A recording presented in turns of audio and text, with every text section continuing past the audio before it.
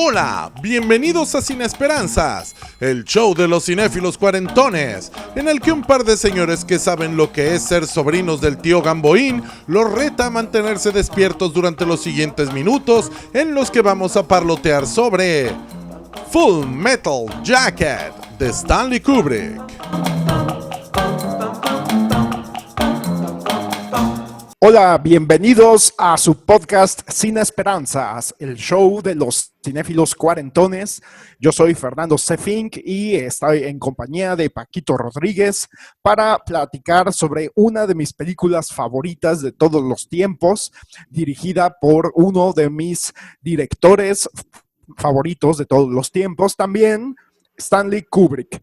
Stanley Kubrick fue un director neoyorquino que pasó su infancia y su adolescencia en el Bronx, que no terminó la preparatoria porque empezó a trabajar como fotógrafo para la revista Look.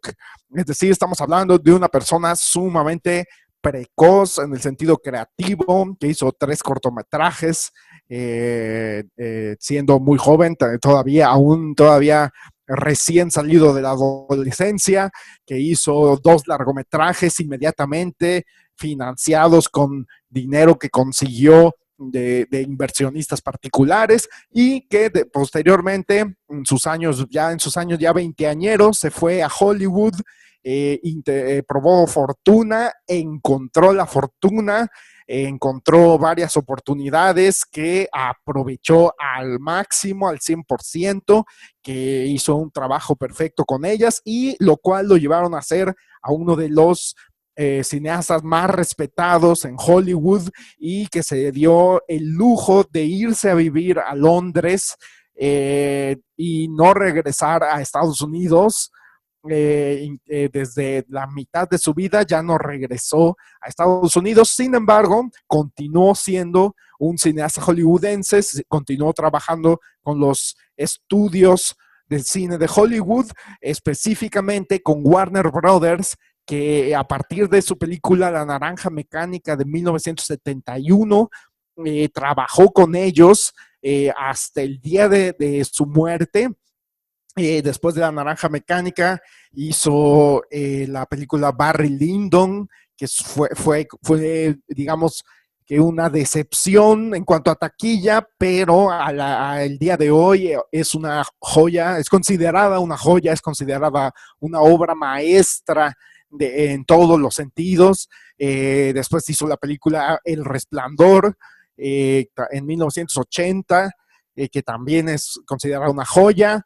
Y de ahí tardó 7 años en estrenar otra película. Es decir, estamos hablando de un cineasta meticuloso, que no solo es meticuloso en el set, no solo es meticuloso en la isla de edición, no solo es meticuloso a la hora de escoger la música de sus películas. Estamos hablando de un director que es meticuloso desde que busca una idea, desde que busca una historia. Se pasaba años buscando una historia, se pasaba años leyendo libro tras libro, tras libro, tras libro. En este caso de la película que vamos a hablar, Full Metal Jacket, de 1987. Aquí en México la película se llama Cara de Guerra. Stanley Kubrick tenía claro que quería hacer una película sobre la guerra de Vietnam. Por lo tanto, se abocó a leer libros tras libro tras libro que tratara sobre la guerra de Vietnam, hasta que se topó con 2 libros en particular. Uno llamado The Short Timers, escrito por Gustav Hasford, y otro escrito por Michael Herr, que se llamaba Dispatches. Michael Herr escribió el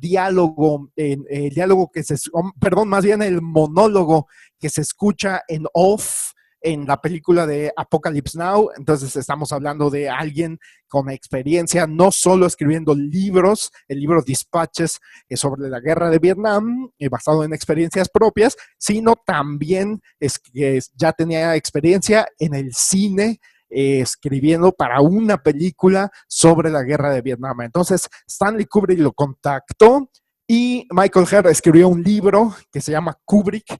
Es un libro muy pequeño, pero muy intenso, en el que narra la experiencia de ser víctima de Stanley Kubrick, de tener que hablar con él durante 5, 6, 7 horas por teléfono, de tener que escribir pues versión tras versión tras versión del guión. Afortunadamente para él, dice Michael Herr, afortunadamente para mí, el libro que escogió Kubrick para adaptarlo hacer la película Full Metal Jacket no fue su propio libro Dispatches, fue la obra que mencioné anteriormente de Gustav Hasford, la novela The Short Timers. Esta película se llama, perdón, este libro se llama The Short Timers porque es un término que se usa cuando los soldados estadounidenses van a la guerra. Literalmente cuando van a la guerra, su tiempo se divide por giras, así le llaman ellos. Es una gira, hice 2 giras, hice 3 giras. Estas giras, no estoy bien seguro, pero me parece que consisten de un año. Y cuando estás cerca de terminar esa gira, entonces se dice que estás short, que estás corto, que estás próximo a terminar tu gira y regresar a los Estados Unidos de América. Entonces, esta película se divide en dos partes. Kubrick al principio narra la historia de unos marines, de lo que le llaman el Marine Corps, que es como una especie, son soldados, pero es como una especie de élite que tienen un entrenamiento especial para ir a la guerra en el ejército estadounidense. La primera mitad nos cuenta una historia desgarradora sobre reclutas que están recién ingresados al ejército y que los están adiestrando, entrenando y adiestrando tanto física como mentalmente. Y es impresionante en esta parte de la película el abuso físico y mental al que son sometidos estos soldados, estos reclutas, perdón, y la manera en la que los van deshumanizando, por decirlo así, durante 8 semanas, me parece, la manera en la que literalmente les dicen, los vamos a convertir en unas máquinas de matar. Y la segunda mitad de la película, o la segunda parte de la película, nos narra la historia de cómo les fue a algunos de estos, en particular 2 de estos ex reclutas, ahora soldados, ahora ya literalmente ya marines, ya son parte del cuerpo de Marine Corps del ejército estadounidense, y cómo les fue, vemos cómo les fue en la guerra, ya en la guerra de Vietnam. Y esta segunda parte de la mitad los encuentra ya estando cortos, es decir, ya están short, ya llevan ya casi un año en Vietnam, ya están ambientados, ya les tocó vivir cosas, ya les tocó ver cosas, ya están cerca de regresar a Estados Unidos. Sin embargo, pues como en toda buena película, pasan cosas que los obligan a enfrentar otras cosas, y a mi parecer tenemos una segunda mitad que también es desgarradora, en la que hay un contraste muy marcado entre la primera mitad, que es solo el entrenamiento, y la segunda mitad, donde ya vemos combate, donde ya vemos enfrentamiento, donde ya vemos muertos, donde ya vemos enfrentamiento entre ellos, ya vemos conflicto entre las decisiones que toma el líder del escuadrón, entre las decisiones entre la opinión que tienen los que están debajo de él, su subordinado, entre enfrentarse a la muerte, ¿no?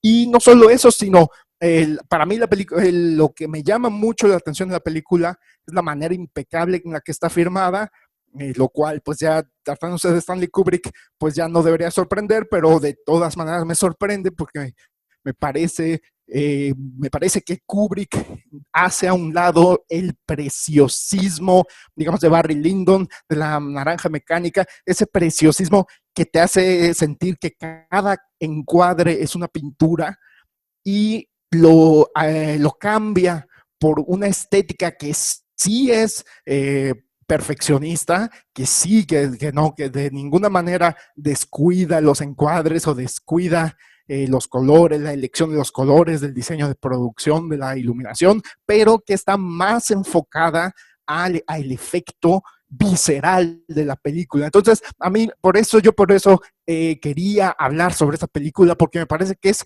una de las más viscerales de Stanley Kubrick, una de las películas que más te meten en la mente de los humanos que estamos viendo. Es una película en la que Kubrick centra más sus decisiones de encuadre en los rostros que estamos viendo, en las expresiones de los seres humanos que están en peligro de muerte, que digamos, en un paisaje, ¿no? Por así decirlo, por paisaje, o en un interior hermoso, o en un interior espectacular, sin demeritar lo otro, sin demeritar las películas en las que sí se decanta por lo preciosista, porque en aquellas películas sí lo amerita, pero en el caso de Full Metal Jacket es una de mis películas favoritas de Kubrick por esta razón, porque se centra en lo visceral, en lo que están viviendo, en esta situación extrema que están viviendo estos seres humanos.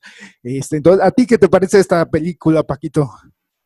Fíjate que sí tengo cosas que opinar al respecto. La primera, tenía mucho tiempo de no verla, casi unos 8 o 10 años, y y me parece que va madurando con el tiempo. Me llamó mucho la atención que la sentí como si la estuviera viendo por primera vez otra vez. Los sentimientos que despertó en mí fueron diferentes. Y yo creo que de entrada eso hace que una película sea buena, que tú puedas verla 10 años después y que la película haya madurado contigo, que te provoque también sensaciones, que te provoque reflexiones, pero que estas reflexiones reflejen el cambio interior que has tenido tú a lo largo del tiempo. Eso es algo que yo debo reconocer. La otra cosa es que me parece impresionante el trabajo actoral que tienen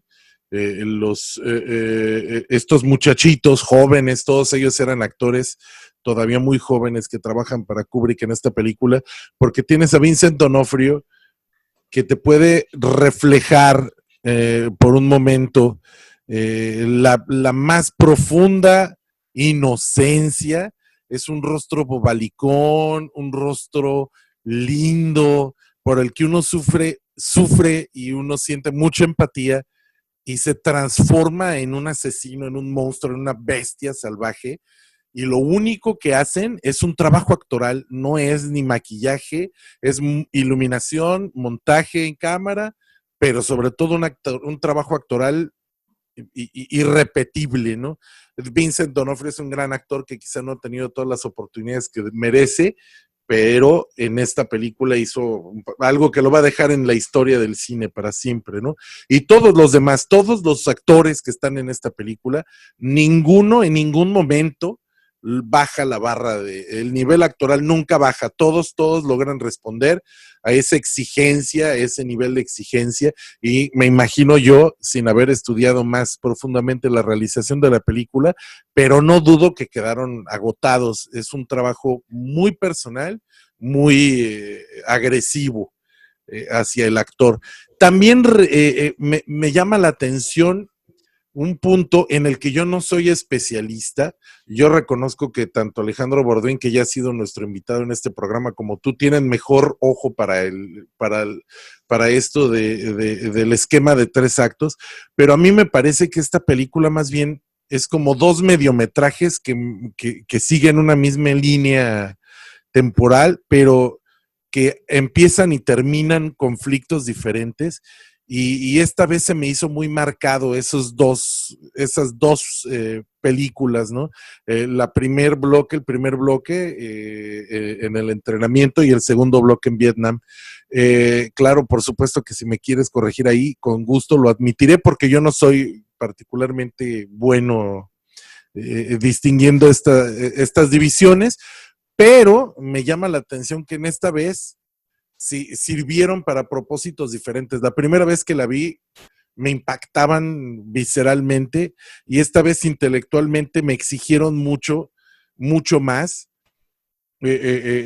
Tratar de entender, de analizar y de distinguir o de saborear, mejor dicho. Me gusta más esa palabra, saborear los cambios tan impredecibles, pero también tan fuertes que sufren estos actores y estos personajes a lo largo de la historia y a lo largo de los dos momentos diferentes en su vida en los que sufren la violencia de la vida que están viviendo.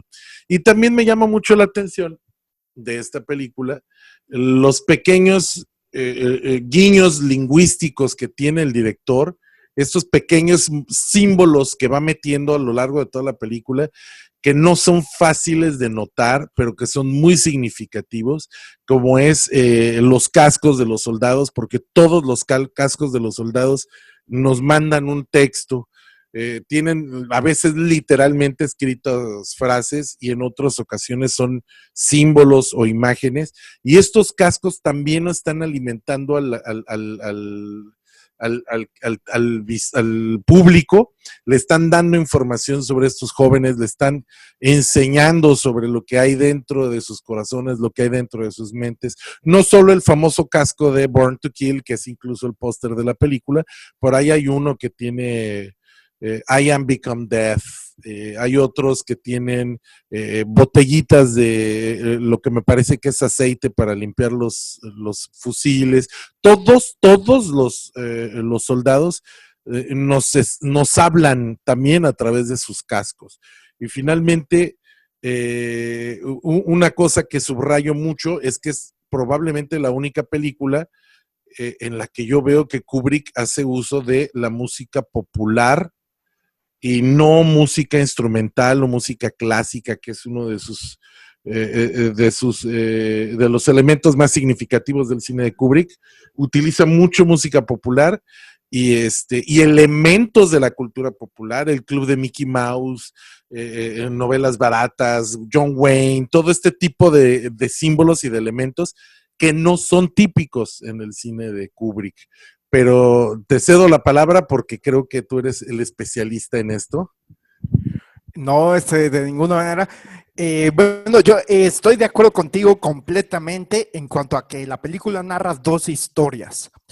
La primera, el protagonista es Gomer Pyle y tenemos como testigo a Private Joker, interpretado por este actor Matthew Modine. Gomer Pyle, como bien mencionas, es interpretado por Vincent D'Onofrio y es el protagonista, a mi parecer, de esta primera historia. Y la segunda historia definitivamente también tiene su primer, segundo y tercer acto, y en ella el protagonista ya es Private Joker, es decir, Matthew Modine. Lo interesante es que Matthew Modine fue el testigo de la primera historia, ¿no? Es el testigo ocular, y no solo eso, sino que hasta tenemos su voz en off, diciéndonos, contándonos cosas de lo que están viviendo como reclutas y de lo que están viviendo en su entrenamiento. Entonces, sí es como un poco desconcertante que él no es el protagonista de la primera historia, pero él es el que nos la está contando. Entonces, desde un principio ya Private Joker es pues sumamente relevante para la trama, y entonces, pero, sí, bueno, pienso que es desconcertante en el sentido que cuando